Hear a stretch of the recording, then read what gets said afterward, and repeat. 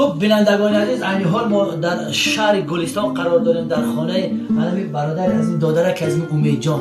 با دستگیری به واسطه شرکت خیریه سبا این چنین برادران مهاجری تاجیک زبانی که در روسیه کار میکنند و آن نفرانی که در تمام روی دنیا من جمله امریکا و اروپا هستند، یک عائله امروز سرابان پیدا کرد، یک عائله صاحب مکانی منزل زیست شد. و همه آنهایی که با کمک شما ما صاحب خانه شدیم، خداوند خیرتان قبول کنه، نگهبانتان خدا باشه. مهاجرانی که در فدراسیون روسیه کار میکنید، خدا خیرتان قبول کنه که ما را در این سردی زمستان صاحب خانه گرم کردید. تنتان صحت باشد و کارتان خداوند برکت دهد. من از نام امید جان معیوبم، از نام دو دخترچه‌ام به شما رحمت خود را میرسانم.